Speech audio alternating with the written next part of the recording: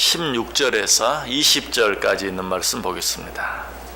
시편 49편 16절에서 20절까지.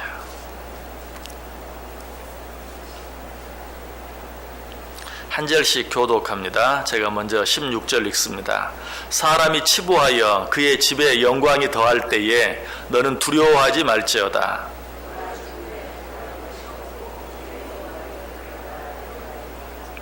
그가 비록 생시에 자기를 축하하며 스스로 좋게 함으로 사람들에게 칭찬을 받을지라도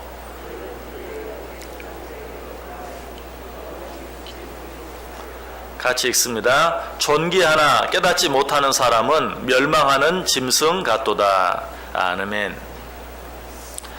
자, 오늘 내용은 어떻습니까? 지금까지 시편 49편을 시작하면서 1절부터 15절까지 생각했던 내용과 같은 내용입니다. 거의 같은 내용이 또 한 번 반복되고 있는 것을 보게 됩니다. 자, 그런데 이 시편 49편 앞부분에 나와 있던 내용은 어떤 내용이었습니까? 재물에 관한 내용이었죠. 우리가 이 세상에 살다가 이 세상을 떠날 때 제 아무리 많은 재물을 가지고 있다 할지라도 그 재물을 가지고 갈 자가 없다. 모두 이 세상에 두고 떠나야 한다 하는 것 생각해 보았습니다. 한 절 말씀만 다시 보면 10절 보세요. 그러나 그는 지혜 있는 자도 죽고 어리석고 무지한 자도 함께 망하며 그들의 재물은 남에게 남겨두고 떠나는 것을 보게 되리로다. 두 번 생각할 필요도 없는 말씀이죠. 사람은 모두 죽게 되어 있고 죽으면 가지고 살았던 모든 재물은 일상에 남겨두고 가야 한다라고 이야기하고 있어요. 그런데 오늘 본문에도 똑같은 말씀이 또 한 번 나옵니다. 자, 17절 보세요. 그가 죽음에 가져가는 것이 없고 그의 영광이 그를 따라 내려가지 못함이로다. 자, 그렇다면 시편 49편은 어때요? 전체가 재물에 관한 말씀입니다. 자, 그런데 시편 49편은 모두 몇 절로 되어 있습니까? 20절로 되어 있습니다. 시편 치고는 그렇게 짧은 장이 아닙니다. 상당히 긴 장인데 그 장 전체를 재물에 대해서 말하고 있다. 이것이 우리에게 가르쳐주는 게 뭡니까? 신앙인으로서, 그리스도인으로서 신앙생활을 하면서 재물에 관한 태도를 분명히 하는 것, 이것이 너무나 중요하다는 사실이. 마태복음 6장 24절이 뭐라고 말해요? 한 사람이 두 주인을 섬기지 못할 것이니 혹 이를 미워하고 저를 사랑하거나 혹 이를 중히 여기고 저를 경히 여김이라. 너희가 하나님과 재물을 겸하여 섬길 수 없느니라. 우리가 정말 하나님을 바로 잘 섬기기를 원한다면 재물에 대한 태도를 분명히 해야 돼요. 그렇지 않고는 하나님을 제대로 잘 섬길 수가 없어요. 왜? 하나님과 재물을 겸하여 섬길 수가 없기 때문에. 이렇게 중요한 것이 시편 20편, 시편 49편 전체를 할애해서 재물에 대해서 우리에게 말씀해 주고 있는 것이. 이런 말씀뿐만 아니죠. 심지어는 이런 말씀도 있죠. 마태복음 19장 24절에 다시 너희에게 말하노니 낙타가 바늘기로 들어가는 것이 부자가 하나님의 나라에 들어가는 것보다 쉬우니라. 여기도 보면 앞에 똑같은 말씀을 했던 것을 이야기하고 있죠. 다시 너희에게 말하노니 낙타가 바늘기로 들어가는 것이 부자가 하나님의 나라에 들어가는 것보다 쉬우니라. 이처럼 재물은 하나님께서 우리에게 주신 정말 귀하고 아름다운 선물이고 이 세상을 살아가는데 우리에게 꼭 필요한 수단이 되지만, 도구가 되지만, 그러나 그것에 대한 우리의 태도를 잘 못함으로 말미암아서 그것이 우리의 주인이 되어버리면, 내가 그것의 종이 되어버리면 그런 자는 결코 하나님의 나라에 들어갈 수 없다라고 우리에게 말씀해 주고 있는 것이. 이처럼 재물에 대한 그리스도인들의 태도는 너무나 중요합니다. 자, 그래서 오늘 본문은 이 세상에서 재물을 의지하며 살거나 또 자기의 부요함을 자랑하며 사는 자를 두려워하지 말라는 말씀으로 오늘 본문이 시작되고 있는 것을 보게 돼요. 16절 보세요. 사람이 치부하여 그의 집에 영광이 더할 때에 너는 두려워하지 말지어다. 이 세상에 없는 것 없이 가지고 누리며 살아가는 자들, 내가 그런 자들을 부러워한 적은 있어도 두려워한 적은 없다라고 혹 생각할지 몰라요. 그러나 그것이 그것입니다. 그것을 지나치게 부러워하며 사는 것이나 그것을 두려워하는 것이나 결국은 같아요. 그것에 대한 두려움이 있기 때문에 내가 그러한 것을 하며 사는 것이, 오늘 성경은 그런 자들, 정말 재물이 많음을 자랑하며 사는 자들, 그것을 의지하고 사는 자들, 이런 자들을 결코 두려워하지 말라. 그런 자들을 부러워하지 말라. 왜 그렇습니까? 오늘 분명히 이야기했어요. 제 아무리 많은 것을 가지고 있다 할지라도 이 세상을 떠날 때 그것을 가지고 갈 자가 아무도 없기 때문에 그래요. 자, 이 사실을 생각하기 전에 먼저 우리가 생각해야 될 것은, 사람은 누구나 죽는다는 것, 다시 한번 생각할 필요가 있어요. 사람은 누구나 죽는다. 9절과 10절에 이야기했죠. 그가 영원히 살아서 죽음을 보지 않을 것인가. 그러나 그는 지혜 있는 자도 죽고 어리석고 무지한 자도 함께 망하며. 재물을 의지하고 그것을 자랑하는 자들을 향해서 저가 영원히 죽지 않을 것인가. 무슨 말이에요? 죽으면 다 놓고 가야 할 것인데 영원히 죽지 아니할 것처럼 그것을 의지하고 사는구나 라고 책망하고 있는 것이죠. 사람은 다 죽어요. 이 말은 무슨 말이죠? 사람은 다 똑같다는 것이, 사람에게는 차이가 없어요. 우리는 이 세상을 살아가면서 그래요. 그렇게 생각해요. 명예가 많고 적음에 따라서, 재물이 많고 적음에 따라서, 인기가 많고 적음에 따라서 그 사람 자체가 다른 것처럼 생각해요. 그래서 그런 사람들을 지나치게 부러워하거나 심지어는 그런 사람을 두려워하며 살 때가 많아요. 그러나 오늘 본문은 먼저 말해요. 아니다. 사람은 다 똑같다. 언젠가는 죽을 수밖에 없다라고 이야기하고 있어요. 그러므로 그런 사람을, 어떤 사람, 뭐 재물을 많이 가졌거나 또 특별히 세상에서 명예와 권력이 높거나 이런 사람들을 부러워할 필요가 없다. 두려워할 필요가 없다. 누가복음 12장 4절 5절에 뭐라고 말합니까? 내가 내 친구 너희에게 말하노니 몸을 죽이고 그 후에는 능히 더 못하는 자들을 두려워하지 말라. 마땅히 두려워할 자를 내가 너희에게 보이리니 곧 죽인 후에 또한 지옥에 던져넣는 권세 있는 그를 두려워하라. 내가 참으로 너희에게 이르노니 그를 두려워하라. 무슨 말이에요? 쉽게 이야기하면 사람을 두려워하지 말고, 몸은 죽일 수 있어도 그 이상 어떻게 할 수 없는 사람은 두려워하지 말고, 몸뿐만 아니라 영혼까지도 능히 지옥에 던져 넣을 수 있는 권세를 가진 하나님을 두려워하라. 다시 오늘 본문과 연결 지어서 생각하면, 재물도 명예도 권력도 인기도 세상에서 사람들이 추구하며 살아가는 그 어떤 것도 두려워하지 말라. 그런 것들을 누리며 살아가는 자들을 두려워하지 말라.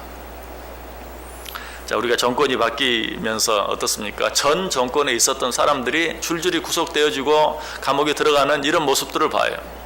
그러나 분명 그 사람들이 이 세상의 권력을 누리며 살아갈 때 우리 가운데는 부러워한 사람들이 많이 있었을 거예요. 그들을 두려워한 사람도 많이 있었을 거예요. 그러나 그 결과를 알았더라면 어때? 아무도 그들을 부러워하지 않았을 것이고 아무도 그들을 두려워하지 않았을 것이. 마찬가지,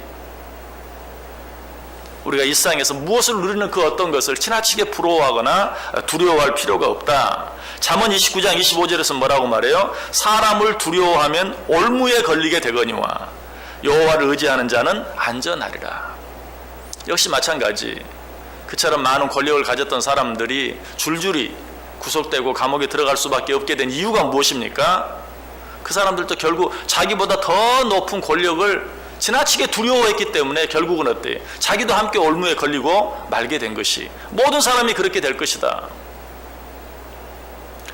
또 한 가지, 이 세상에서 치부한 사람을 두려워할 필요가 없는 것은 그들이 아무리 많은 것을 이 세상에 가지고 누리고 산다 할지라도 언젠가는 죽게 될 뿐만 아니라 그때에는 모든 것을 놓고 갈 수밖에 없기 때문에, 그것 가운데 지극히 적은 일부라도 가지고 갈 자가 없기 때문에. 17절 다시 보세요. 그가 죽음에 가져가는 것이 없고 그의 영광이 그를 따라 내려가지 못함이로다. 여기서 역시 재물뿐만 아니라 그의 영광까지, 이 세상에서 우리가 누리며 살아가는 명예든지 권력이든지 인기든지 그 어떤 것이든지 죽은 후에 가지고 갈 자가 없다라고 우리에게 이야기하고 있습니다. 여러분, 그래서 오늘 본문 18절은 뭐라고 말해요? 18절 다시 보세요. 그가 비록 생시에 자기를 축하하며 스스로 좋게 함으로 사람들에게 칭찬을 받을지라도. 여러분, 세상에서 명예를 가진 자들, 권력을 가진 자들, 재물을 가진 자들, 인기를 가진 자들, 이 세상에서는 어때요? 사람들에게 축하를 받고 사람들에게 칭찬을 받아요. 여러분, 그렇죠. 어떤 사람이 높은 지위에 올라가거나 어떤 사람이 뭐 사업에 성공하거나 하면 사람들은 그들을 축하하고 그들을 칭찬합니다. 그럼에도 불구하고 성경은 뭐라고 말해요? 그런 것들을 부러워하지 말라라고 이야기하고 있어요. 그러한 자들을 두려워하지 말라라고 이야기하고 있어요. 사도 바울은 이 사실을 너무나 잘 알았어요. 그래서 갈라디아 1장 10절에서 이제 내가 사람들에게 좋게 하랴 하나님께 좋게 하랴 사람들에게 기쁨을 구하랴 내가 지금까지 사람들의 기쁨을 구하였다면 그리스도의 종이 아니니라. 너희는 그런 것들을 지나치게 추구하고 그런 것들을 바라고 그런 것들을 부러워하고 그런 것들을 두려워하며 살지 말라. 사도 바울은 내가 사람들에게 좋게 하랴 하나님께 좋게 하랴 오직 하나님을 의지하고 하나님을 자랑하고 하나님을 바라며 살라라고 우리에게 말하고 있어요. 사람들에게 받는 축하와 칭찬 그것들은 절대로 영원하지 못해요. 그것들은 무엇이든지 죽음과 함께 다 끝이 나고 말 것이. 그 19절에 또 그렇게 말하죠. 그들은 그들의 역대 주상들에게 돌아가리니 영원히 빛을 보지 못하리로다. 이 세상의 재물과 명예와 권력과 인기로 말미암아 잠시 잠깐 빛을 누리며 살아갈 수 있을지 모르지만 그 빛이 영원히 가지는 않는다. 영원히 빛을 보지는 못하리라 라고 이야기하고 있어요. 여러분 우리가 일상을 살면서 두 가지를 분명히 기억해야 돼요. 그 한 가지는 일상에 눈에 보이는 것 가운데 영원한 것은 없다.